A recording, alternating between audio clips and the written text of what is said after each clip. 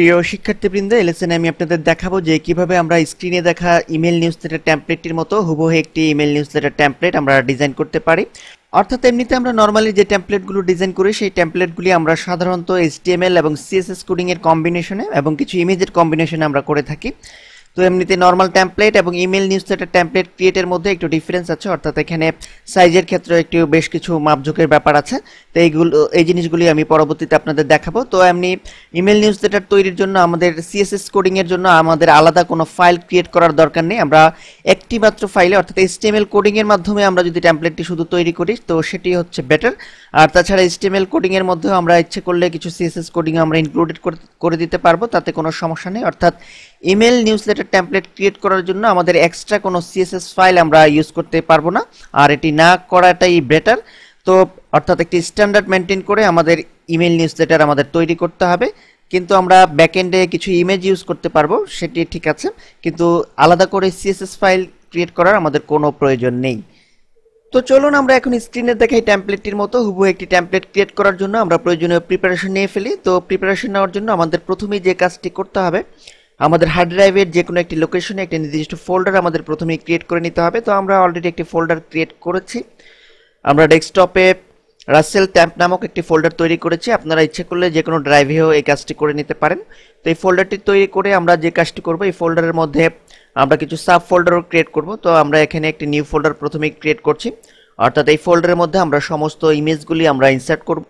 তো আপনারা একটি জিনিস খেয়াল রাখবেন, ইমেজ নিউজলেটার টেমপ্লেট তৈরি করার ক্ষেত্রে আমরা ইমেজের ব্যবহার যত কম করব ততই বেটার। তো এখন আমরা এই ফোল্ডারটির একটি নির্দিষ্ট নাম দিয়ে দিচ্ছি। আমরা এখানে যেহেতু ইমেজ রাখবো তো সেক্ষেত্রে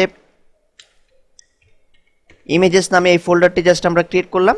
তো এখন দেন আমরা যে কাজটি করব, আমরা ড্রিমওয়েভারে চলে যাব, অর্থাৎ ড্রিমওয়েভারের মাধ্যমে আমরা কোডিংগুলো করব, অর্থাৎ এইচটিএমএল কোডিংগুলো আমরা করব। তো ড্রিমওয়েভারের বিষয়ে আপনাদের নতুন করে বলার কিছুই নেই, অর্থাৎ আপনারা অলরেডি জানেন যে ড্রিমওয়েভার কি, আসলে কি কাজে আমরা ব্যবহার করতে পারি।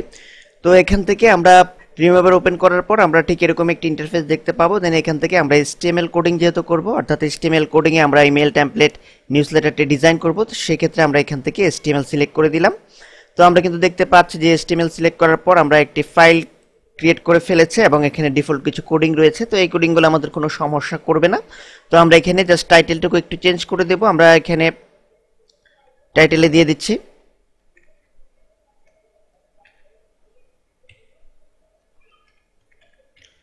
আলহেরা ইমেলস।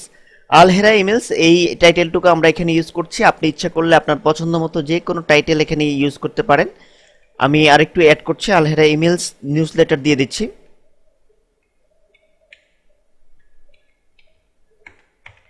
এখন এই ফাইলটিকে আমি জাস্ট সেভ করব।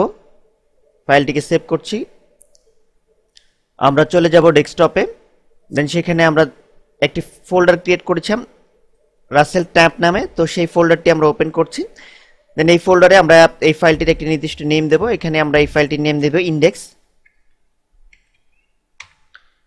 index.html। দেন আমরা সেভ জাস্ট এই বাটনটিতে ক্লিক করছি। তো আমরা কিন্তু দেখতে পাচ্ছি যে অলরেডি index.html এই নামে আমরা কিন্তু ফাইলটিকে সেভ করতে সক্ষম হয়েছি। তো আমাদের প্রয়োজনীয় প্রিপারেশন আপাতত এই পর্যন্ত রাখলেই হবে।